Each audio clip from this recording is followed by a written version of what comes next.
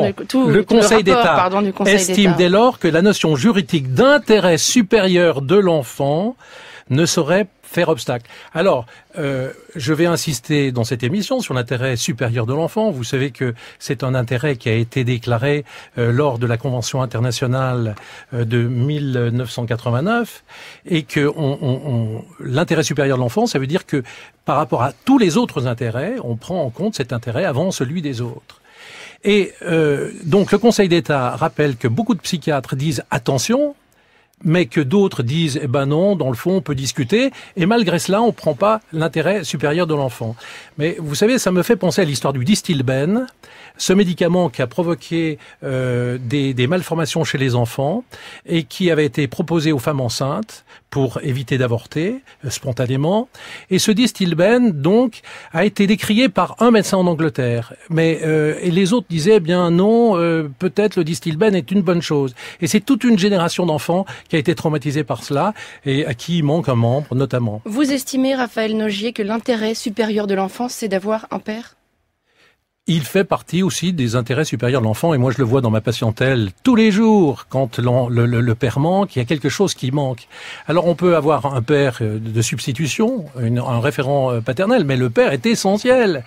Et moi je me tourne à ma droite et je vous pose la question, madame, puisque vous avez une fille de 3 ans et que vous vivez avec une autre femme, est-ce que vous pensez que le père ou le référent paternel est important ou il ne l'est pas ? Isabelle Guéguen.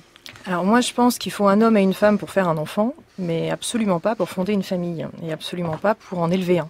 Je pense que déjà d'un point de vue législatif, la question a été répondue, puisque ma compagne et moi sommes les mères légales de notre enfant. Et ce qu'on peut remarquer... Puisque votre compagne a adopté la fille que vous avez portée. Exactement.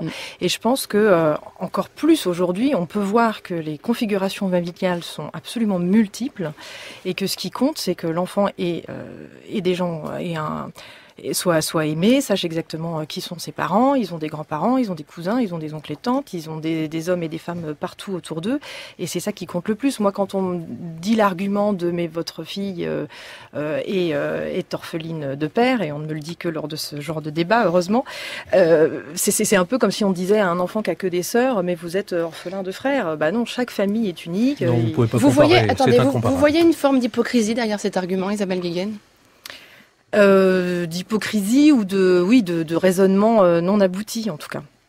Je voudrais qu'on entende Arthur Kermalvézen. Et juste, si je peux rajouter, j'ajouterais que dans les explications que vous donnez, vous opposez des avis, c'est-à-dire des gens qui craignent, qui pensent que peut-être, qui pensent qu'il faudrait appliquer un principe de précaution à des études. Et les études, elles montrent bien qu'il n'y a pas de différence. On peut peut-être rappeler au passage que les femmes seules et les femmes en couple ont le droit d'adopter des enfants en France. Moi j'aimerais rebondir sur ce que vous venez de dire. Non, un avis sur l'adoption ? Non, mais juste pour dire quelque chose, c'est que l'Académie de médecine s'est prononcée et insiste sur la question de l'intérêt supérieur de l'enfant. L'Académie de médecine s'est prononcée au mois de mai. Donc, vous voyez, ça c'est important. Et ils disent, l'assistance médicale à la procréation avec donneur prive volontairement l'enfant de la relation structurante avec 2 adultes de sexe différents. Ça, c'est l'Académie de médecine, donc c'est clair. Sondage paru dans l'Obs le mois dernier. 58% des Français, selon cette enquête d'opinion, sont favorables à l'ouverture de la PMA aux femmes seules et aux couples de lesbiennes. Ça vous surprend pas, Isabelle Guéguen ? Vous êtes soutenue par une majorité de Français ? Oui, absolument. Et je le sens vraiment au quotidien. C'est-à-dire que dès qu'il y a une annonce, effectivement, on réentend beaucoup dans les médias les anti. Mais moi, au quotidien, je n'ai que des rapports agréables, que ce soit au travail, à la boulangerie, à la maternité, enfin, à la crèche. Partout, ça ne pose aucun problème et j'ai les mêmes échos autour de moi, donc c'est vraiment formidable. À la limite, les seuls soucis qu'il y a, c'est peut être vis-à-vis des enfants, et donc j'attire l'attention là-dessus, c'est qu'en mettant au-dessus le droit supérieur à l'enfant, il faut faire attention qu'en voulant protéger les enfants et en critiquant ces familles-là, c'est souvent ça en fait qui fait mal aux enfants. Bien sûr. Alors, je donne la parole à Arthur Kermalvézen, qui est né, je le rappelle, d'une PMA dans un couple hétérosexuel. On va parler tout à l'heure de l'anonymat du don de gamètes, qui est un sujet important. Vous êtes, vous, favorable à l'ouverture de la PMA pour toutes les femmes ? Totalement. Comme je suis issu de la première génération des jeunes conçus par PMA, je suis toujours très surpris de la nature même du débat actuellement. C'est-à-dire que la PMA, ça fait 40 ans que ça existe, ça fonctionne globalement très bien. Les médecins ont l'air de dire il faut pas le faire parce que ça n'est pas de la médecine, mais mon père est toujours stérile. Il a eu un palliatif, c'est-à-dire des gamètes qui lui ont permis d'avoir un enfant, mais mon père est toujours stérile. En revanche, c'est un excellent père. Est-ce que le fait qu'il est stérile l'a empêché d'être un bon père ? La réponse est non. Il a été présent, mes parents sont toujours ensemble. Bref, je suis gêné de ce discours-là. Et par ailleurs, effectivement, il y a besoin de gamètes mâles et femelles pour avoir des enfants. En revanche, lorsque j'étais président de l'association Procréation Médicalement Anonyme, j'ai reçu beaucoup d'appels de femmes en couple dont j'ai pu apprécier le niveau de maturité absolument remarquable. C'est-à-dire ? Très souvent, je me suis dit, dis donc, je suis pas certain que dans un parcours de PMA, mes parents au même moment avaient ce niveau de maturité. Donc je veux rendre hommage à ça. Alors je ne sais pas à quoi c'est lié, j'ai pas fait d'études pour expliquer. Qu'est-ce que signifie précisément la maturité sur ces questions ? Un niveau de réflexion, peut-être parce que c'était plus compliqué, qu'il y a eu plus d'obstacles. On tombe pas enceinte par hasard quand on est lesbienne, ça prend des années de réflexion. Et moi justement, si je suis membre de la PGL, c'était pour avoir l'association des parents gays et lesbiens. C'était pour avoir d'autres avis, d'autres retours, parler avec des gens. Et donc avant de se lancer dans le projet, on a passé des années à s'informer, à aller à des réunions, à réfléchir au sujet. Donc oui, c'est un projet très très mûrement réfléchi. Donc en tant que personne, enfant issu de la PMA, je peux que me réjouir de ce degré de maturité et j'invite tout le monde à se poser la question, est-ce qu'il vaut mieux 2 parents de sexe différents ou bien un niveau de maturité important dans son foyer ou dans son histoire, dans son parcours ? Docteur Raphaël Nogier, cet argument est intéressant. La PMA existe effectivement depuis des décennies. Elle posait beaucoup moins de problèmes quand elle concernait uniquement, en tout cas quand il était question qu'elle ne concerne uniquement les couples hétérosexuels. Alors chez notre ami Arthur, ça ne pose pas de problème, mais chez d'autres, ça pose des problèmes.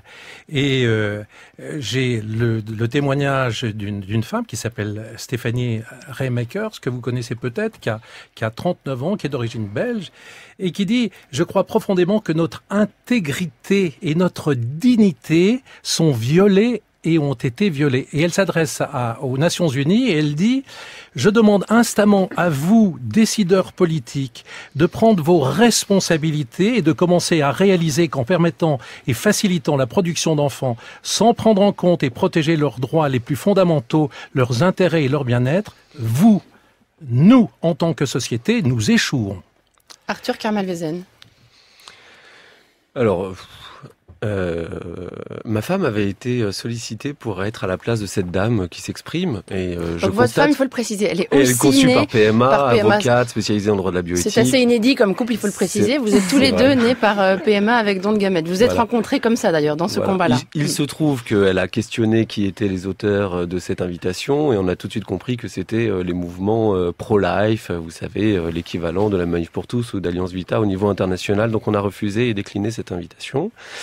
Donc je comprends qu'ils ont trouvé un meilleur client qui allait dans le sens de la dramatisation de nos situations.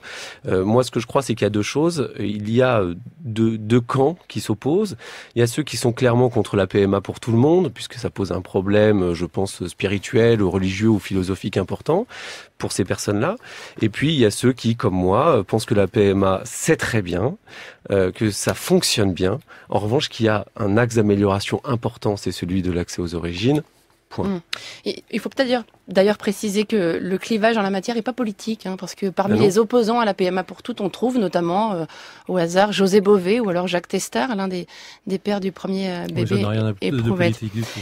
Un courriel qui nous parvient à l'instant en réaction d'auditeurs, je le cite, ras-le-bol de cette société du « j'ai bien le droit », d'avoir un enfant, le droit d'avoir un écran plat ou une armoire à cuillère, et dans laquelle on demande à la médecine d'apporter des réponses. Que répondez-vous, Isabelle Guéguen ? Je crois que Arthur Kermalvezen. Oui, alors vous savez, moi ça fait 15 ans que je suis sur ce sujet et j'ai compris que quand on joue avec les mots, on joue avec les symboles. C'est-à-dire qu'on confond le désir d'enfant, que pas mal de personnes ont l'air ou feignent de ne pas comprendre, et le droit de l'enfant. Ou le droit à l'enfant plutôt.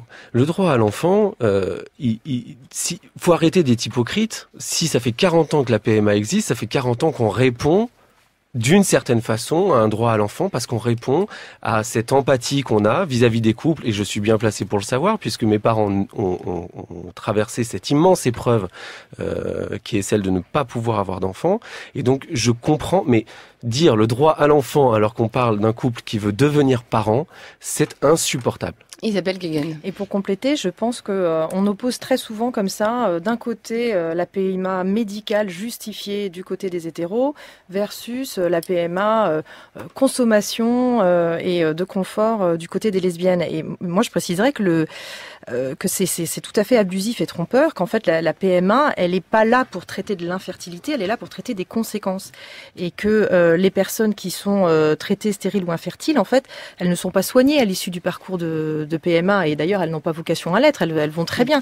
La seule chose à laquelle on répond, c'est au désir d'une personne ou d'un couple de fonder famille.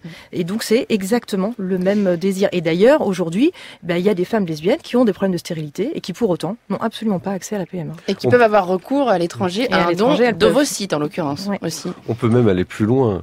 Il y a des couples qui viennent soi-disant parce qu'on a détecté une infertilité, ils recourent à la PMA, ils ont un premier enfant par PMA et le deuxième, ils l'ont par les voies normales. J'aurais qu'on entende rapidement Daniel Messager, parce que vous avez assisté, Daniel, à quelques débats des États généraux de la bioéthique, cette grande consultation citoyenne qui s'est achevée au printemps. Est-ce qu'ils étaient équilibrés, ces débats, sur la question qui nous préoccupe aujourd'hui ? Très clairement, et ça a été il en a été rendu compte dans le compte-rendu des États généraux, justement, fait par le Comité national d'éthique. Les personnes qui étaient opposées à la PMA étaient plus nombreuses. Elles étaient plus nombreuses et elles étaient plus structurées. C'est-à-dire qu'elles avaient un discours qui était manifestement préparé en amont. Des éléments de langage. Des éléments de langage. Donc, il revenait très souvent, lorsque ces personnes prenaient la parole, elles disaient très souvent je m'exprime en tant que citoyen, je suis un simple citoyen, une simple citoyenne. Et très très rapidement, le discours qui se déroulait derrière était à peu près toujours le même, à savoir effectivement qu'en est-il de la représentation du père, la souffrance de l'enfant sans le père. Cette expression de la PMA sans père qui révèle assez bien de quel côté du débat on se trouve. Qui revenait très souvent. Et c'est vrai que les personnes pro ne se sont pas trop manifestées. Peut-être n'étaient-elles pas venues, peut-être n'avaient-elles pas préparé en amont avec des éléments de langage spécifiques. Mais force est de constater qu'effectivement, les Antilles étaient mieux préparées et plus représentées. Est-ce que tout ça va permettre de préparer sereinement la révision de la loi bioéthique, à votre avis, Daniel Messager ? Alors, ce qu'a très clairement dit le comité d'éthique lors du compte-rendu, justement, de ces États généraux, c'était qu'il ne s'agissait pas d'un sondage, c'est-à-dire qu'il n'était pas question de dire il y avait 70% des personnes lors de ces États généraux qui se sont prononcées majoritairement contre, c'est pas du tout ça. Il a été fait état d'avis différents, effectivement, mais il a été fait état aussi d'avis qui ressortaient et qui, je reviens sur l'autoconservation des ovocytes, qui n'apparaissait pas forcément comme un des sujets moteurs et qui est ressorti assez régulièrement lors de ces États généraux, effectivement.